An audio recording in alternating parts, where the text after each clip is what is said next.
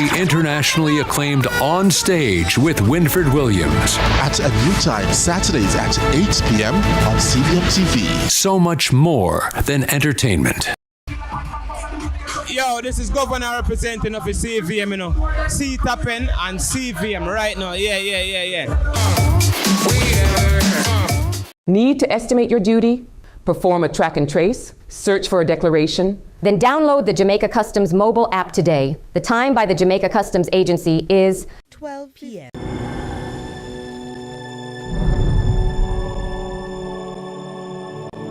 The following program has been rated PG-13 and is suitable for viewers over the age of 13 years.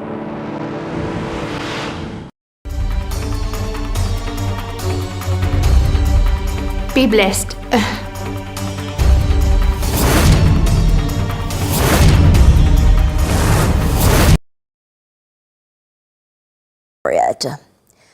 If the puzzle doesn't fit, then you must acquit. That's the closing arguments from defense attorney Christopher Townsend at the Supreme Court Tuesday during the Noel Maitland murder trial. Both the defense and prosecution have now wrapped up their closing arguments. Now, Constable Maitland is on trial for the July 2022 murder of his girlfriend, social media influencer Donnelly Donaldson. In Townsend's closing arguments, the defense attorney notes the case is built on circumstantial evidence. Justice Leighton Pusey, in his summation while commending the jurors, urged them that they're not to speculate, but to look at the evidence, determine whether Maitland is guilty or not guilty. The hearing continues tomorrow. Shadow Minister for Health and Wellness, Dr. Alfred Dawes, is raising concerns over the use of millions of dollars raised for children's health care. Dr. Dawes says approximately 75 million Jamaican dollars raised in 2023 for the pediatric ward at the University Hospital of the West Indies may have been diverted from its stated purpose without consultation with the hospital's pediatric department. Dr. Dawes has described the revelation as deeply troubling. He says accountability in healthcare financing is essential to maintaining public trust and protecting the future of Jamaica's most vulnerable patients.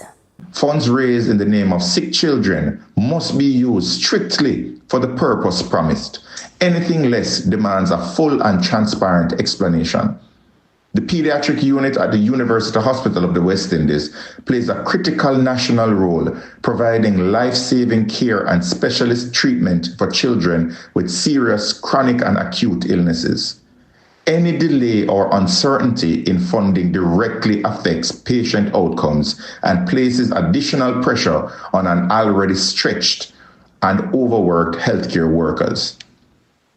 In light of recent Auditor General findings highlighting weaknesses in public financial management, transparency is not optional. It is essential. I am calling on the UHWI administration to urgently provide a detailed public accounting of these funds. Our children cannot afford silence or ambiguity. Accountability in healthcare financing is fundamental to trust, integrity, and the future of Jamaica's public health system. Now, concerns this afternoon that more Jamaicans are being drawn into the dangerous world of drug trafficking as mules.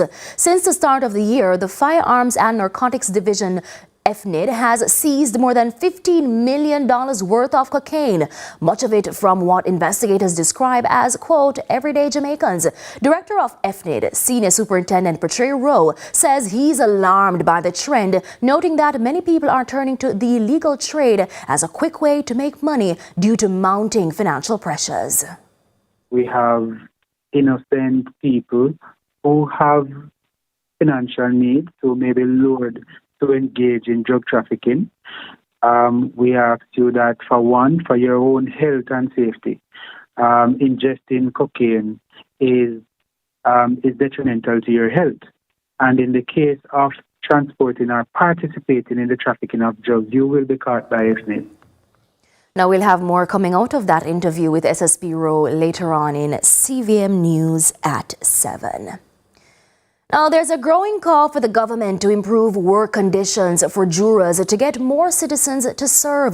The push follows Justice Minister Delroy Chuck's announcement of a jury amendment bill in Parliament on Tuesday, which includes, among other things, an increase in the stipend for jurors from $2,000 to $6,000. But speaking on CVM's lead story Prime shortly after the announcement, legal stakeholders said the pay hike alone can't fix the problem. Well, it alone will not, cure the damage, but it will certainly help.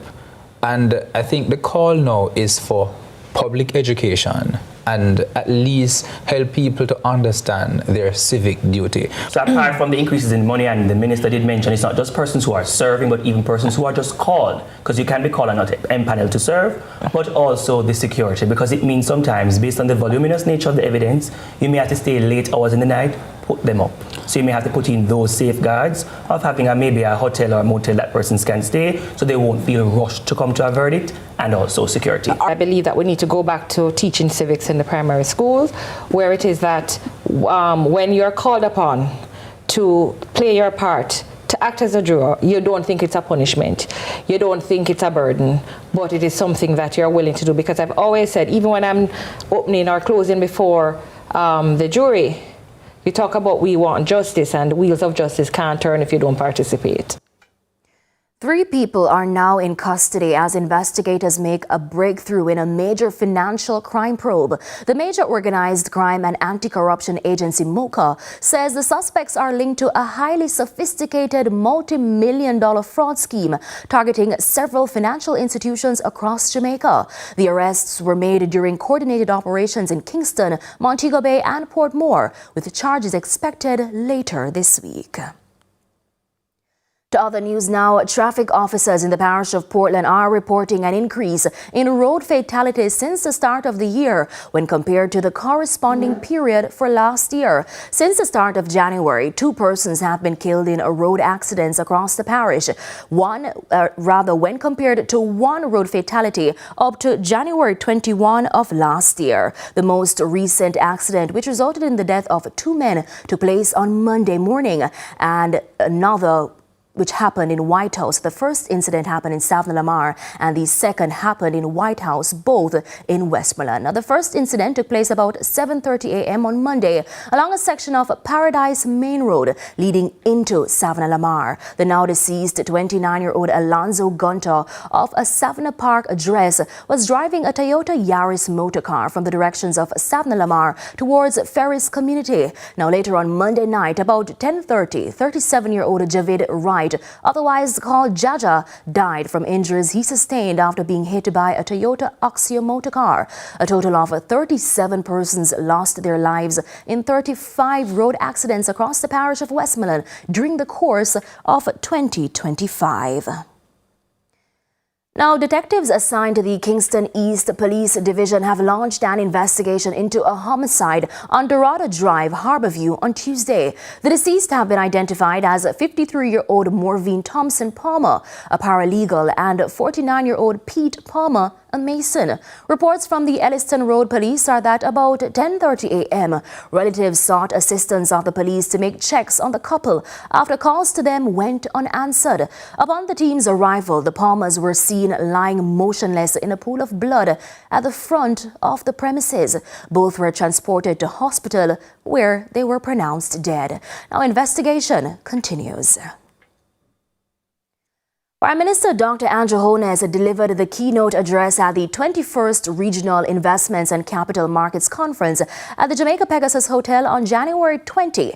During his 11th attendance and address at the conference, the Prime Minister reported that $3.6 billion were secured in sovereign debt financing and $2.4 billion in private capital mobilization.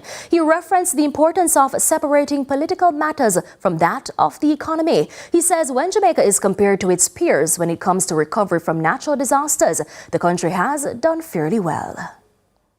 All countries in the region have this very good relationship between the government and the private sector. It is one of the assets that Jamaica has, and we should make sure it is preserved. And I say this to our Jamaican private sector, which is not just NCB. Our private sector is also the lady frying that fish in border. In fact, she is more of the private sector. And it's time now for a break, but stay with us. Our live interview comes up next.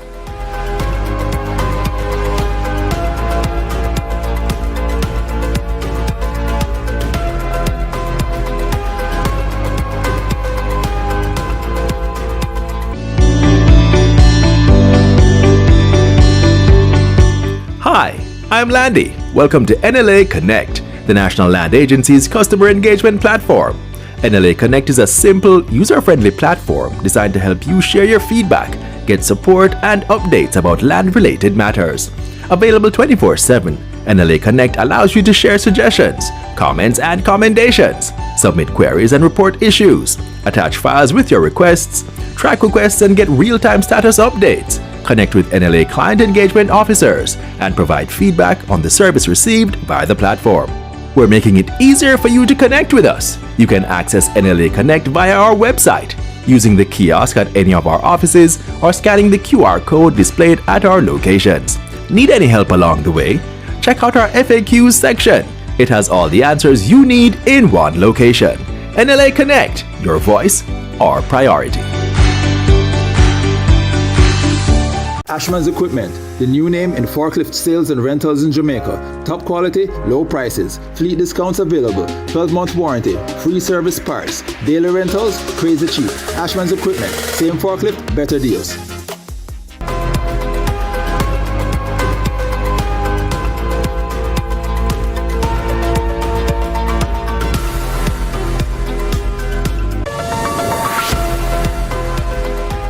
Welcome back to CVM News at noon. Consumers across Jamaica are now seeing welcome relief at the markets as vegetable prices fall sharply, some by as much as 77%. According to the Ministry of Agriculture, Fisheries and Mining, the reductions are being driven by a faster than expected recovery in crop production following the passage of Hurricane Melissa, coupled with strong responses from farmers across several parishes. But even as the prices fall, the country is now experiencing excess production in crops, leading to lower prices for consumers, but also presenting challenges for farmers who supply the hotel and hospitality sector. To address these issues, the ministry has announced a series of measures aimed at stabilizing farmer incomes, reducing waste, and improving market access. We're now joined by Agriculture Minister Floyd Green. Good afternoon, Minister. Good afternoon. Thanks for the invitation. As I shared with our viewers just now, prices have fallen by as much as 77%. From the ministry's data, how sustainable would you say these reductions are? And should consumers expect prices to remain this low in the coming weeks or coming months? I think consumers are aware that in agriculture we normally have ebbs and flows. It is largely dependent on the supply.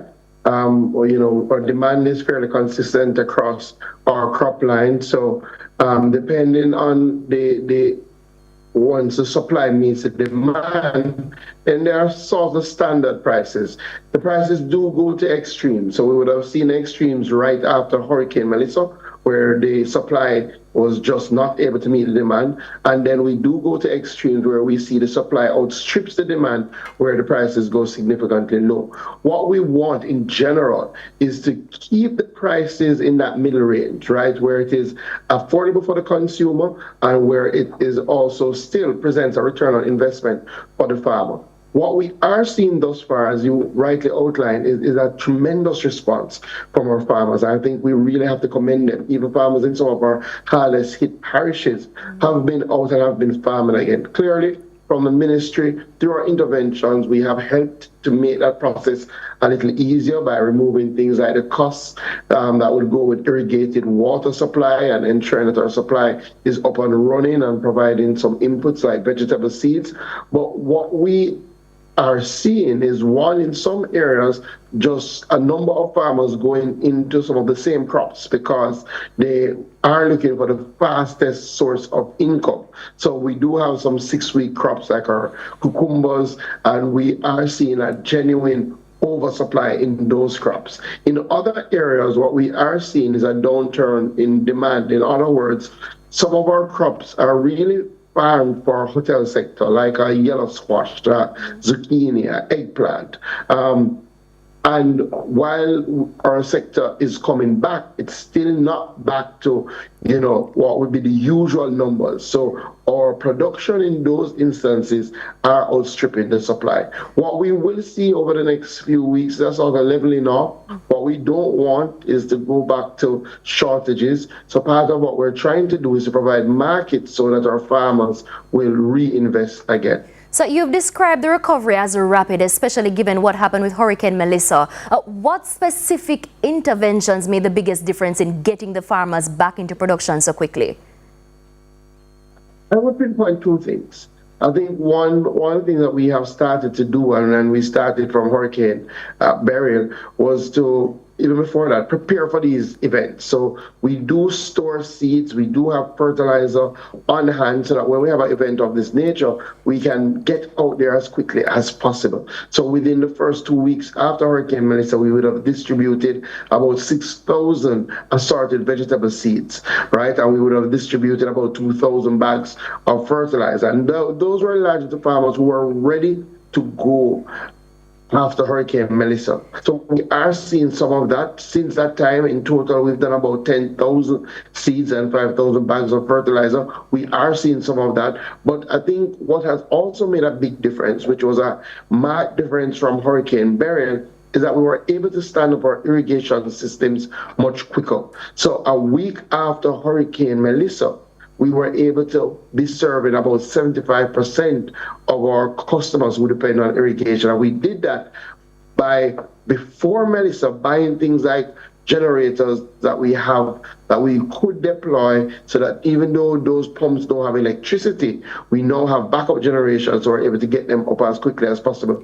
5 weeks after Hurricane Melissa, 98% of our customers had irrigation water. And then, based on the fact that we removed the cost, so since Hurricane Melissa, we've made it free for people, our farmers, to get irrigated water, and that goes up until the end of January. They were able to then use as much water as they need to really drive production. So I think those are two of the areas, along with just the resilience of our Jamaican farmers, that made a difference. So the ministry has announced targeted farmers markets starting this week. How will these markets work, and how quickly can farmers expect to see some relief from surplus stock?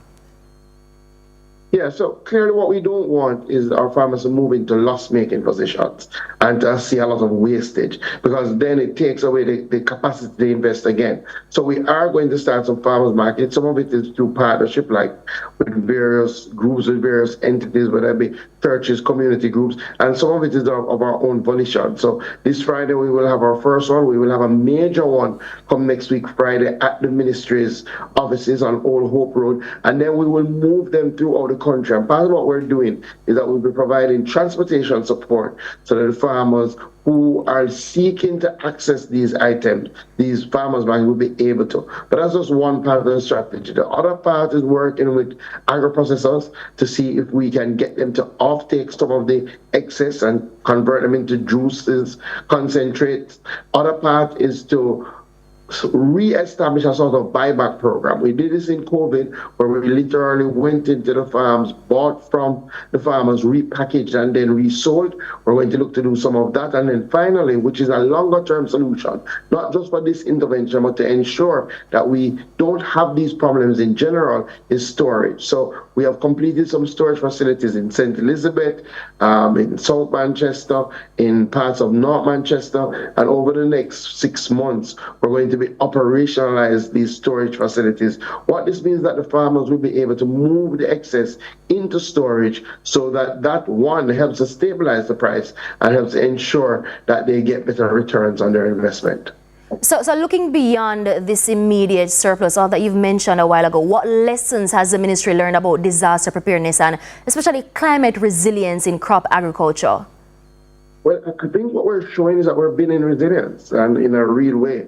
We're showing how important water is to this new climate reality. We're showing that when you build resilient water systems for agriculture, then the farmers will respond and move quickly. So, Hurricane Beryl, we saw a rapid recovery in terms of, based on the damage done by Beryl, would normally have taken us 2 years to get back to pre-Beryl production. We got back to that in months. And we're seeing this now keep up pace with Hurricane Melissa. Clearly, there are certain lines like our eggs that we still will take a longer time, that our bananas that will take a longer time, but the response on the vegetable lines is great. So we're seeing that we're building resilience. I think the next step is to ensure that our systems are better able to withstand these events. In other words, to minimize the losses. So we're looking to how can we design more protected agriculture system, some hydroponic system, aeroponic systems, vertical farms that are modular, that can be disassembled when you're going to have a weather event, that can be reassembled quickly so that we minimize the losses.